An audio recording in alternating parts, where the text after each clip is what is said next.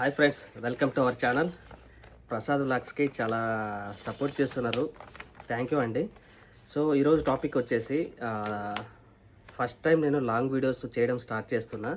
So మీకు కనుక నచ్చినట్లయితే ప్లీజ్ నా ఛానల్ని చివరి వరకు చూడండి. ఖచ్చితంగా మీకు నచ్చుతుందనే నేను అనుకుంటున్నా.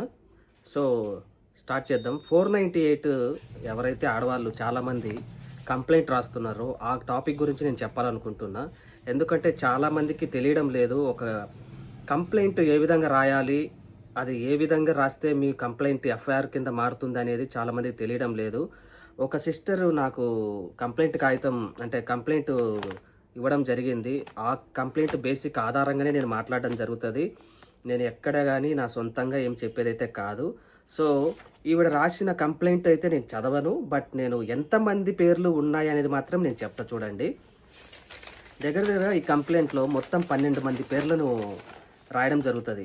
ఒకటి వచ్చేసి వాళ్ళ భర్త, 2 వచ్చేసి అత్తయ్య, 3 వచ్చేసి ఆడపడుచు, 4 వచ్చేసి బంధువంట, 5 వచ్చేసి జాన్ తల్లి, తర్వాత ఆడపడుచు భర్త పేరు మీద కూడా ఈమె ఎఫ్ఐఆర్లో పేరు రాసిందనమాట. తర్వాత మిగతా వాళ్ళందరూ 6 నుంచి 12 వరకు మొత్తం బంధువు. లాస్ట్ 11th మాత్రం ఆడపడుచు పేరుతో సహా రాసిందనమాట, వాళ్ళ నెంబర్లతో సహా రాసింది.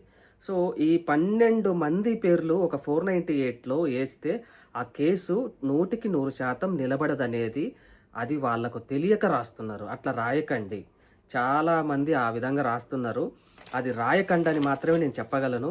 ఎందుకంటే ఈ కంప్లైంట్ నువ్వు నిరూపించుకునేదానికి చాలా సంవత్సరాలు పడుతుంది. ఈ 498 కేసులు అనేటివి చాలా మటుకు స్టేషన్లలో కావచ్చు, పోలీస్ స్టేషన్లో కావచ్చు, తర్వాత కోర్టులలో కావచ్చు, ఇవి నిలబడడం లేదు. ఎందుకంటే ఇట్లా అనవసరంగా వాళ్ళ భర్త మీద కోపంతో అత్తగారి మీద, మామగారి మీద, ఆడపడుచుల మీద, ఇట్లా మిగతా బంధువుల మీద, అందరి మీద వాళ్ళ కంప్లైంట్ ఇవ్వడం అనేది అది రాంగ్ థింగ్. అసలు ఆ కేసు అనేది కోర్టులో నిలబడదు. సో చాలా